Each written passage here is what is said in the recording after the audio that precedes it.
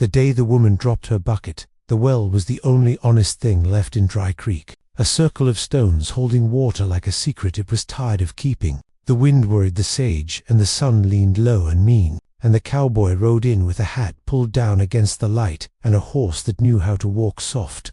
She had come alone like always, shoulders bent by habit, hands tough from hauling, heart quieter than the place she lived in, and when the bucket slipped from her fingers and kissed the dirt, it was not clumsiness that did it. It was the sound of boots where no one ever came. It was the weight of being seen, the kind of seeing that makes a person remember they exist. She straightened slow, tasting dust and fear, thinking of how towns remember a woman's mistakes longer than they remember her name. And the well watched it all, patient as God, while the cowboy stopped a few paces off and tipped his head, not yet smiling, not yet speaking, like he understood that moments sometimes need space to breathe. He had the look of a man shaped by miles, lean and weathered, coat the color of old coffee, eyes set deep like they'd learned to read storms and faces the same way. He did not reach for his gun, did not crowd her, just stood there with his horse blowing easy, and she thought how strange it was that kindness could feel heavier than threat. She wiped her hands on her skirt,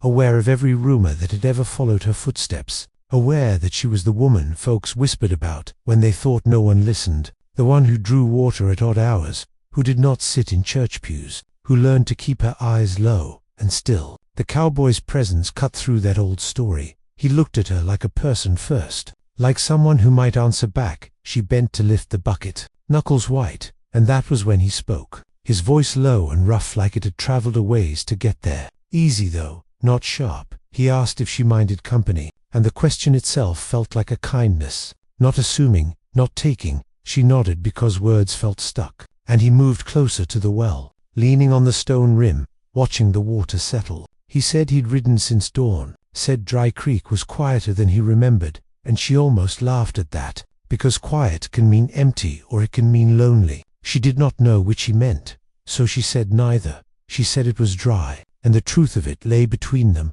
more than just water, the kind of dryness that comes from being alone too long. As she drew water, the rope rasped, and the bucket rose heavy. Her arms shook, and he reached out without asking, steadying it, not touching her hand. And something about that restraint loosened her chest. She told him her name, soft, like she was testing if it could live outside her mouth. He repeated it back, careful, like names mattered, like they were not just labels but prayers. He said his own in return, a simple thing, a cowboy name, but he carried it like it had weight. The well creaked, and the water gleamed, and she found herself talking small things at first. How the well never failed, even when people did. How the wind came early this year, how nights felt longer, and he listened the way men rarely did, like he was not waiting for his turn, like the space she filled mattered. The sun slid west, and shadows stretched thin. He asked about her life without prying, and she gave him the truth without polish. She spoke of loss without naming it,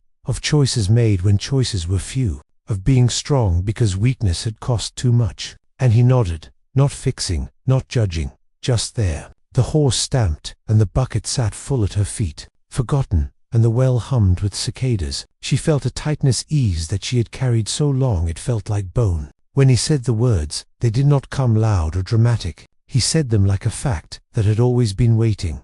You do not have to be alone anymore. And the world tilted, the bucket tipped again, water spilling into dust, darkening it, proof that something could soak in after all. She laughed then, sharp and sudden, because hope can feel ridiculous when it shows up uninvited. She asked him what he could possibly know about her solitude, about nights that echo, about mornings that feel like starting over with nothing but breath. He met her gaze and did not flinch. He said he knew the shape of it, that roads teach a man about empty spaces, that he had outrun plenty only to find it riding beside him, and he did not promise forever, did not offer rescue or redemption. He offered company, offered to walk a piece of the way, and that honesty steadied her more than any vow could. The wind shifted and brought the smell of rain from far off, a promise that might or might not keep. She looked at the well, at the spilled water, at the cowboy whose hat brim shadowed eyes that waited, not demanded, and she felt the old fear argue with a new warmth. Towns did not forgive easily, roads did not stay kind, but here was a man who saw her without taking, who spoke without owning. She picked up the bucket again,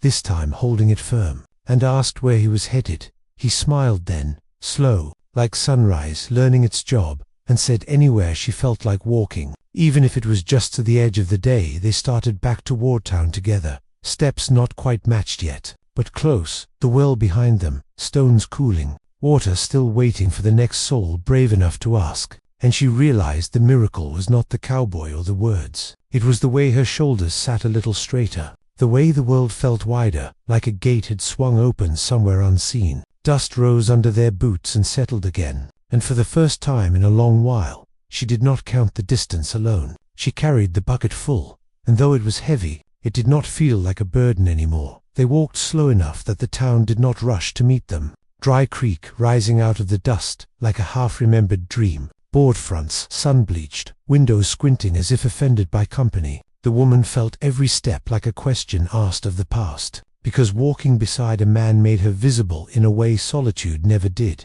and she could almost hear the old voices warming up. But the cowboy did not let go of his easy pace. He matched her stride without comment, as if saying with his body that there was no hurry to judgment. He spoke of the road, of nights camped under skies so wide they made a man feel small and held at the same time, of towns kinder than they looked, and towns that were cruel beneath a smile. And she listened, finding pieces of herself in his stories, the way he described loneliness like a traveling companion, sometimes quiet, sometimes loud, but always there, unless faced. The bucket swung between them, water sloshing steady, proof of shared effort at the edge of town. The wind shifted again, carrying voices, a laugh sharp with familiarity, a door banging, the sound of life that had gone on without her permission. She felt her spine stiffen, and he noticed, did not ask why, just adjusted his path so he walked a little closer, not touching, but near enough that she felt the warmth of another human being. He said Dry Creek looked like a place that needed rain and patience. She said it needed mercy, and the word surprised them both, because mercy was not something she had allowed herself to want. He nodded like it was a reasonable request, like the world might still have some to spare. And when they passed the first storefront, a pair of eyes followed, then another, curiosity sharpening into recognition. Someone said her name, not kindly, not cruelly either, just enough to remind her that memory has teeth. She did not stop. The cowboy did not either. He tipped his hat to no one in particular, a gesture that claimed space without apology. She felt the old urge to explain herself rise, to justify, to shrink, but it faded when he spoke quietly, saying you do not owe the past a performance. And that simple sentence landed harder than sermons ever had. They reached the small square where the hitching post leaned, and the saloon breathed out sour air. And she wondered what story the town would tell about this moment. A woman and a cowboy, walking like they belonged to the same chapter. They stopped near the dry trough, the bucket set down at last, water shimmering like a held breath. He asked if she wanted him to leave her there, the question honest, respectful, and the answer rose from somewhere she had not visited in years. She said not yet, and it felt like stepping off a familiar cliff into something unnamed. He smiled, softer this time, and told her about a ranch north of here, nothing grand, just work and space and quiet nights where the stars did most of the talking. He did not invite her, not directly, he just shared the shape of a possibility, and she felt how different that was from promises made in desperation. This was an offering, not a demand. As they talked, the town kept moving around them. Wagons creaked, a child ran laughing, someone spat and turned away. Life indifferent and intimate all at once. She found herself telling him more, about the well being the only place she ever felt honest, about how water did not judge the hands that drew it, about mistakes that had followed her like dust storms, impossible to outrun. He listened, and when she faltered, he said you are still here, and that counts for something. The simplicity of it undid her, because survival is a quiet heroism no one applauds. She felt tears threaten and did not hide them. The cowboy did not rush to comfort. He let the moment be what it was, which somehow made it bearable. A man from the saloon stepped closer, curiosity edged with challenge, asking the cowboy where he was headed. The woman felt old fear spark, but the cowboy answered calm, saying nowhere special, just passing through. And there was truth and protection woven together in that reply. The man shrugged and wandered off, interest lost, danger diffused without a fight. She exhaled a breath she had been holding since before she could remember, and realized that safety did not always come from strength. Sometimes it came from steadiness. The sun dipped lower, gilding the town in a light that forgives everything for a few minutes. The cowboy said he would camp outside town tonight, asked if she wanted to walk that far with him. Not beyond, just to the place where roads open again. She considered the well, her small room, the routine that had kept her alive but not whole, and she nodded, the decision quiet but seismic. They walked past the last buildings, past the place where gossip thinned into silence,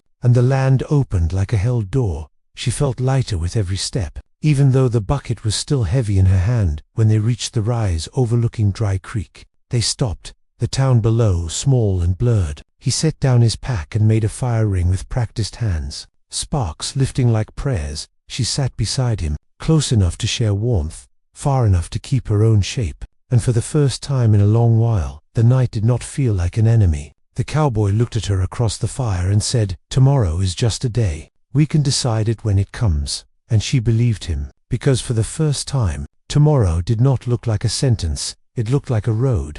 Dawn came gentle, the kind that does not demand anything right away. Pale light sliding over the land and finding them where the fire had burned down to warmth and ash. The woman woke with the strange feeling of not needing to brace herself. Birds testing their voices, the cowboy already up, moving quiet so as not to startle the day. He handed her a tin cup of coffee, bitter and grounding, and she wrapped her hands around it like it was proof she was still here, still choosing. The town lay behind them, softened by distance, and for the first time it did not pull at her like a hook. She felt something unfamiliar stretch inside her chest, not fear, not urgency, but space. They spoke little at first, letting the morning do the talking. He saddled his horse. She rinsed the bucket at a small creek nearby, water flashing cold and clear, and when she looked at her reflection, she barely recognized the woman staring back, not younger, not unscarred, but present, standing without apology. The cowboy asked what she wanted from the day,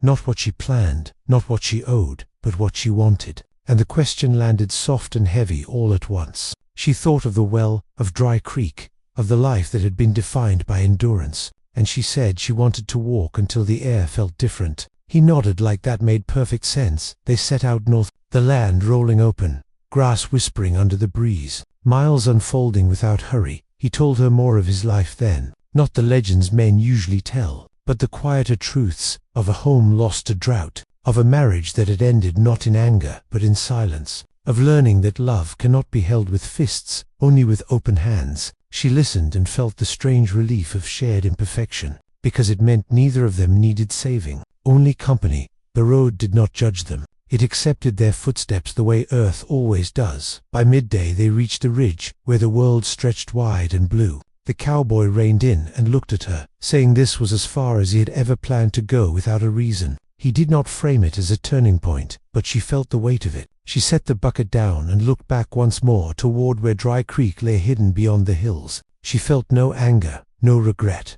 just a quiet goodbye, and when she turned back to him, the decision settled in her bones. She said she did not want to go back to being unseen, not by herself, not by the world. He smiled, not triumphant, not relieved, but steady, and said, "Then let us keep walking." They made camp again that night, under a sky thick with stars, closer than she had ever known them to be. He showed her how to read them, how travelers find direction when there are no signs. She realized that direction did not always mean destination. Sometimes it just meant alignment. They shared food, shared silence, shared the small, holy act of being present. When he spoke again, it was not to promise marriage or permanence. He said companionship is built one day at a time, and she felt grateful for the honesty, because it meant tomorrow could be chosen again in the quiet. She spoke words she had never said aloud, about shame that had wrapped itself around her like a second skin, about believing she deserved loneliness because it was familiar.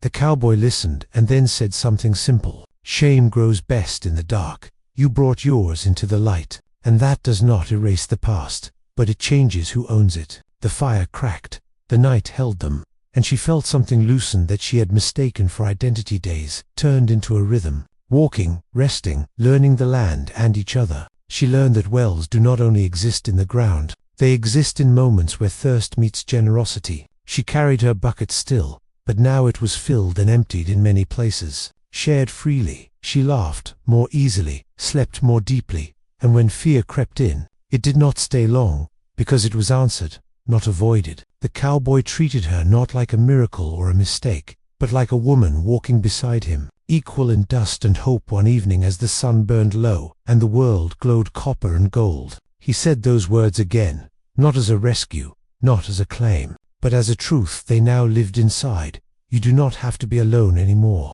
And she understood finally that the miracle was not the cowboy, not even the road. It was the choice she made at the well. When she dropped the bucket and let herself be seen, the land stretched ahead, wide and honest, and they walked into it together, carrying water, carrying light, carrying the quiet knowledge that loneliness does not get the last word.